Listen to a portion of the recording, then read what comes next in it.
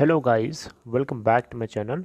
Guys, इस video के अंदर हम लोग बात करेंगे कि रिलायंस कैपिटल लिमिटेड के अंदर एक्चुअली में क्या चल रहा है और क्या आप उसके एक स्टेक होल्डर हैं, क्या आप उसके शेयर होल्डर हैं। तो आपको ये बात पता होनी चाहिए कि एक्चुअली में यहाँ पे क्या हो रहा है। तो रिलायंस कैपिटल लिमिटेड में देखिए, यहाँ पे बहुत सारी चीज़ें हो रही हैं। बिडिंग चल रही है इनकी, जो इंश्योरेंस कंपनी है या इनकी जो सब्सिडरीज़ हैं, इंश्योरेंस कंपनी ही नहीं बल्कि जितनी भी सब्सिडरीज़ हैं उनमें मेजॉरिटी में बिडिंग प्रोसेस स्टार्ट हो चुका है। तो उसके ऊपर अभी मेरी रिसर्च चल रही है, उसके ऊपर अभी बहुत सारी चीज़ें मुझे रिसर्च करनी है। तो प्रॉपर उसके ऊपर एनालिसिस आपको तैयार रिपोर्ट तैयार होने के बाद मैं बताऊंगा। सबसे पहले एक अपडेट देना चाहूँगा, उससे पहले की अपडेट क्या है, उससे पहले की अपडेट आपको बता देता हूँ। और अभी एक्चुअली में जो रियल टाइम में प्रोसेस चल रहा है उसको मैं आपको रिसर्च के बाद में अपडेट करूँगा 1 या 2 दिन के अंदर। तो सबसे पहले हम रिलायंस कैपिटल लिमिटेड के मार्केट कैप की बात करेंगे। तो मार्केट कैप अगर आप देखें इसकी, तो एनएससी के ऊपर 240.07 करोड़ है। अब हम लोग बात करते हैं टेक्निकल्स की। तो रिलायंस कैपिटल लिमिटेड के अंदर जो टेक्निकल क्या बोलता है, यहाँ पे पाइवोटेड लेवल 9.17 का है।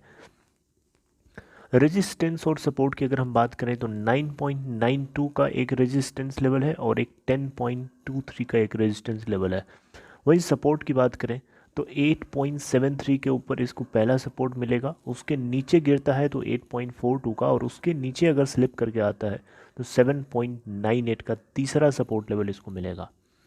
मूविंग एवरेजेस में अगर आप जाके देखेंगे तो 5 डेज़ का मूविंग एवरेज 9.57 है, जिसके ऊपर ये बुलिश है, सॉरी बेरिश है। बाकी जितने एक्सपोनेंशियल मूविंग एवरेजेस हैं सबके ऊपर ये बुलिश है। इसके अलावा अगर हम डेली बेसिस पे रेटिंग देखें तो बहुत ज़्यादा बुलिश है, वीकली बेसिस पे देखें तब न्यूट्रल आपको मिलेगा। वहीं अगर आप मंथली बेसिस पे चेक करेंगे तो ये आपको बहुत ज़्यादा बेरिश मिलेगा। Let's know what is update. Update क्या चल रही है उसको देखते हैं। होपफुली आपको ये स्क्रीन विजिबल होगी। तो यहाँ पे देखिए, आपको दिख रहा होगा साफ साफ, यहाँ पे लिखा है Reliance capital defaults on HDFC and axis bank loans. तो देखिए इसके अंदर एक्चुअली में क्या है, पूरा कंटेंट आपको मैं समझा देता हूँ, तो आप ध्यान से सुनिएगा। ओके। सो बात यहाँ पे ऐसी है कि रिलायंस कैपिटल लिमिटेड ने H D F C bank से और एक्सिस बैंक से कुछ टाइम पीरियड के लिए लोन लिया था। कितना लिया था मैं आपको अपडेट कर देता हूँ। रिलायंस कैपिटल लिमिटेड ने 523.98 करोड़ का लोन उठाया था H D F C bank से, at the rate of interest of 10.60 to 13% पर एनम के हिसाब से, for tenure of 6 month and 7 years.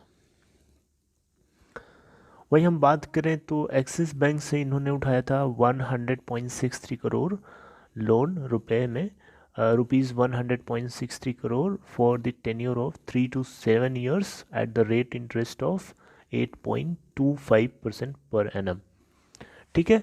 लेकिन यहाँ पे कंपनी जो है इस लोन के प्रिंसिपल अमाउंट को कंपनी ने डिफ़ॉल्ट नहीं किया है। आपको पता होना चाहिए कि जो इसका प्रिंसिपल अमाउंट है यानी 523.98 करोड़ और 100.63 crore rupees, in principle amount को पे ऑफ कर दिया है। लेकिन इससे जो इंटरेस्ट एक्रूड हुआ है, राइट, वो इंटरेस्ट इन्होंने पे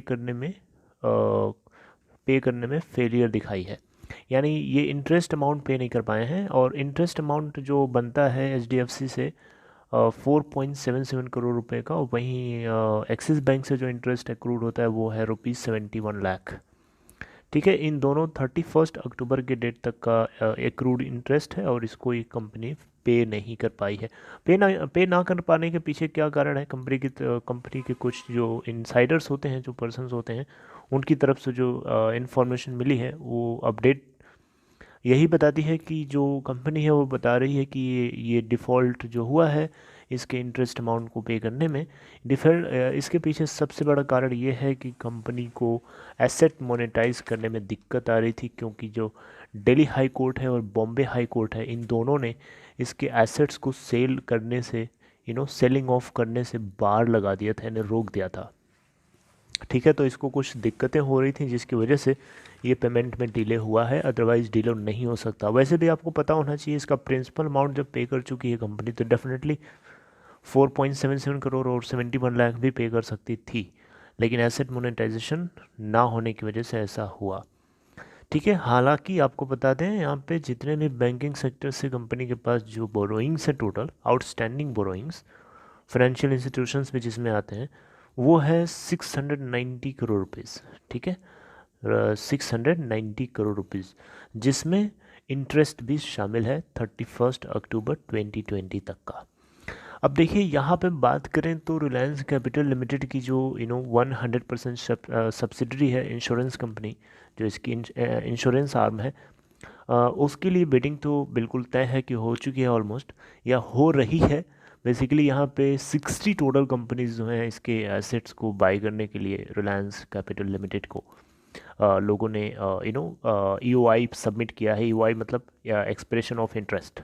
लेकिन उसके ऊपर एक्चुअली में क्या है, मैं उसकी ग्राउंड रिपोर्ट पूरा अच्छे से मुझे समझना है, उस चीज़ को मैं आपको समझाऊंगा रिपोर्ट तैयार करने के बाद। उसके ऊपर अभी एनालिसिस होनी बाकी है।